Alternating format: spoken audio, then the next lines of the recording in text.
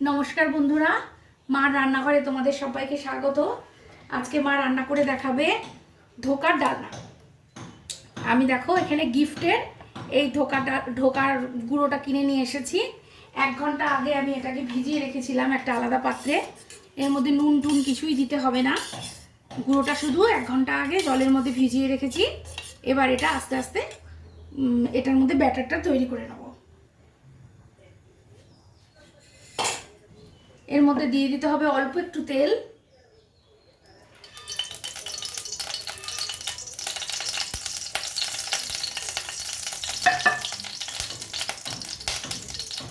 এই তেলের মধ্যে আমি এই ব্যাটারটা ছেড়ে দেবো, এই গোলাটা ছেড়ে দেবো।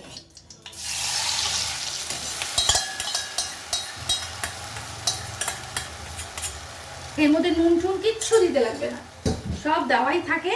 জাস্ট এটা সুন্দর করে করে নিতে হয়। আঁচ একদম ধিমি আঁচ করে নিতে হবে। এইভাবে ঘেটে ঘেটে আস্তে আস্তে এটা একটা মন্ড তৈরি হয়ে যাবে।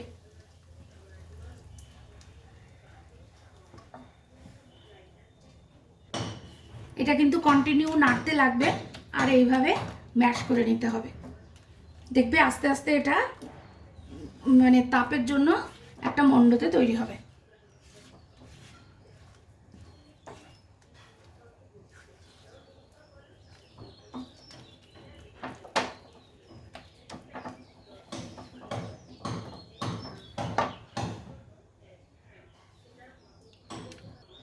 দেখো এটা একদম রেডি।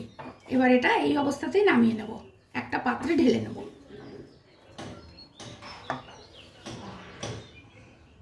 দেখো আমি একটা চাটুর মধ্যে এটাকে পেতে সমান করে ছড়িয়ে দিয়েছি।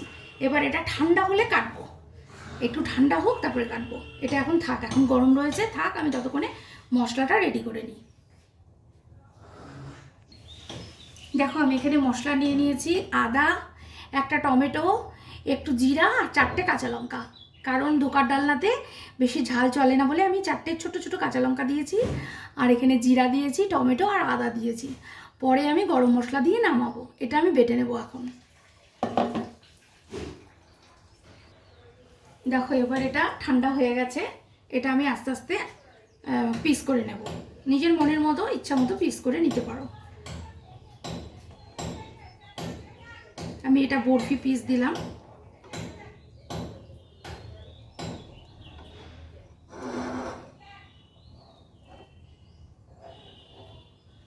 একটু বড় বড়ই রাখলাম।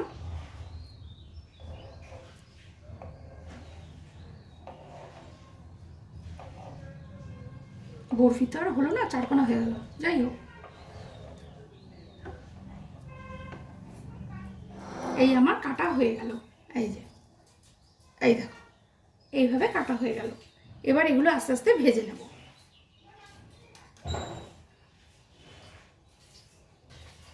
দেখো এবার আমি এগুলোকে একটা একটা করে ভেজে নেব। আঁচটা কিন্তু একদম কমে রাখতে হবে, বেশি হাই ফ্লেম করা যাবে না।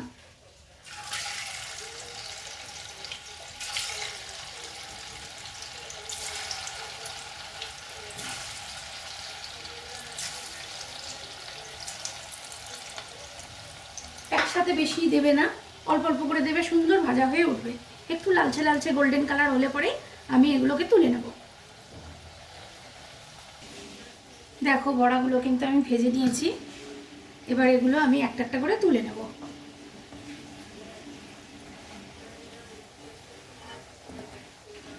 একদম খাস্তা হয়।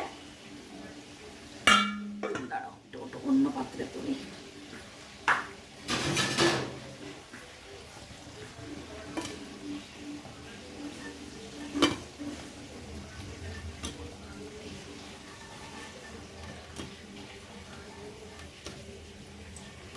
আমি আবার আরেক ব্যাচ বড়া ভেজে নেব।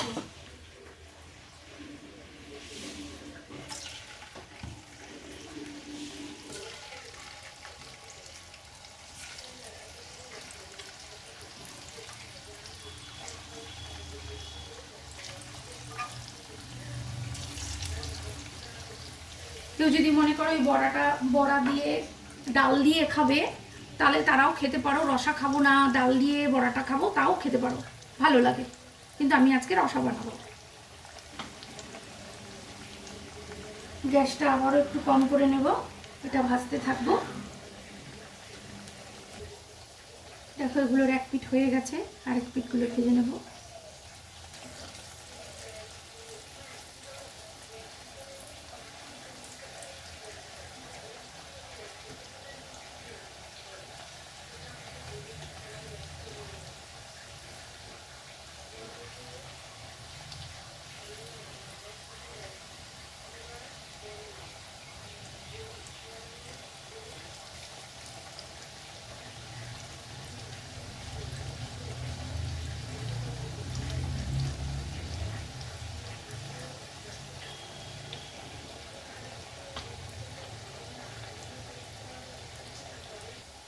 বড়াগুলো হয়ে গেছে, এবার এগুলো তুলে নেব।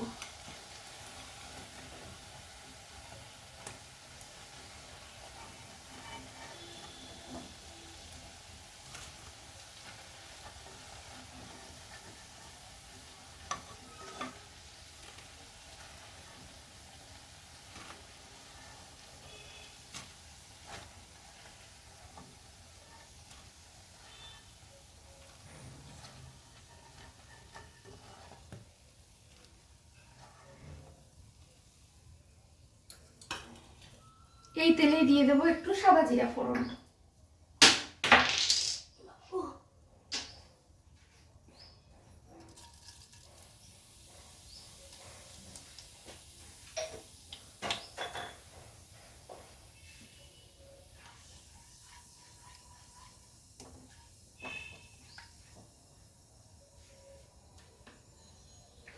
দিয়ে দেবো আলু।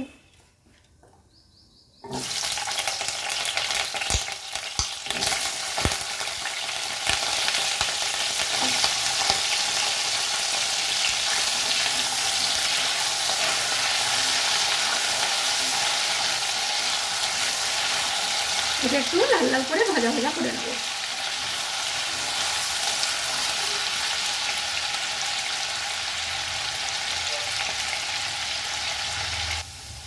আলুগুলো লাল লাল করে ভাজা হয়ে গেছে, এবার আমি এর মধ্যে দিয়ে দেবো বেটে রাখা মশলা।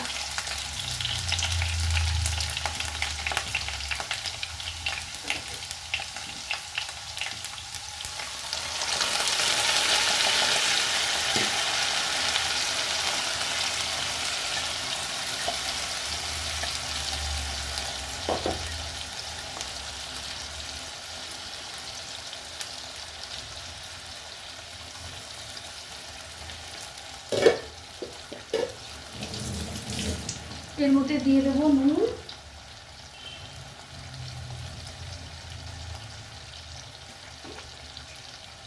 স্বাদ মতো চিনি,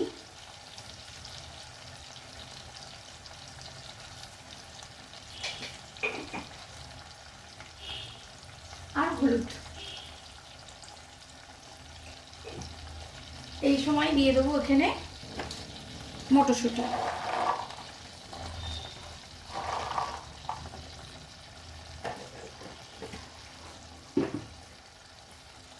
ভালো করে এগুলো কষিয়ে নেব।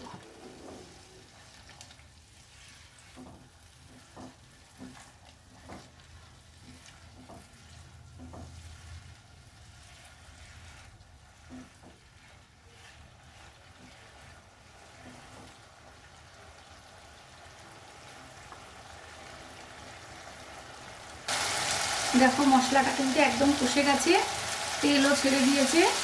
এবার আমি এর মধ্যে জল দিয়ে দেবো।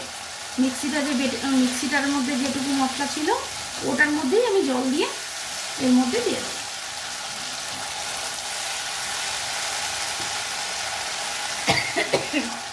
জল একটু বেশি দেব, কারণ এই ঝোলটার মধ্যে পুরো আলু সেদ্ধ হয়ে যাবে, সব কিছু কমপ্লিট হয়ে যাবে, তখন কিন্তু আমি বড়াগুলোকে দেব। নালে পরে বড়া দিয়ে ফোটানো যাবে না। বড়া দিয়ে ফোটালে পরে কিন্তু বড়া সব ভেঙে যাবে। ঝোল একদম রেডি, তখন বড়াগুলো আস্তে করে ছেড়ে দিয়ে রেখে দিতে হবে।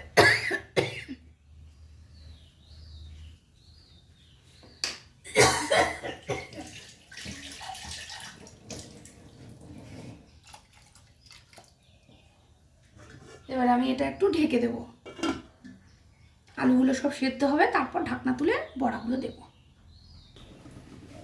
রান্না দেখাও নাই। দেখো ঝোলটা একদম ফুটে গেছে, ঝোলও ফুটে গেছে, ঝোল তৈরি হয়ে গেছে, আর আলুগুলোও সেদ্ধ হয়ে গেছে। এবার আমি এর মধ্যে দিয়ে দেবো গরম মশলা।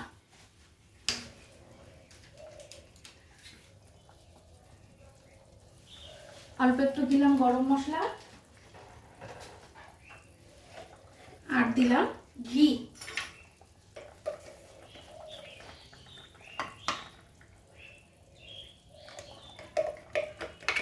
ঘিটা আমার একটু ফুরিয়ে গেছে, যাই হোক যথেষ্ট আছে। এই ঘি দিলাম। আমার রসাটা কিন্তু এখন একদম রেডি। এই সময় আমি একটু নেড়ে নেব, নেড়ে নিয়ে আমি গ্যাস অফ করে দেবো। এই যে ঝোল ফুটছে, এই যে গ্যাসটা অফ করে দিলাম। গ্যাসটা অফ করে দিয়ে আমি এগুলোকে কিন্তু ছেড়ে দেবো, ব্যাস, আর কিচ্ছু করবো না। আস্তে করে নেড়ে দিই, গ্যাস একদম অফ। এটা কিন্তু ঢাকবো না। এই যে হয়ে গেল রসা, কিন্তু এই ঝোল থাকবে না, ঝোল টেনে যায়। তাহলে বন্ধুরা, ধোকার ডালনা রেসিপি শেয়ার করলাম, ভালো লাগলে লাইক কমেন্ট করবে, আর সাবস্ক্রাইব করে আমার পাশে থাকবে। তোমরা ভালো থাকবে, সুস্থ থাকবে। Tata tata.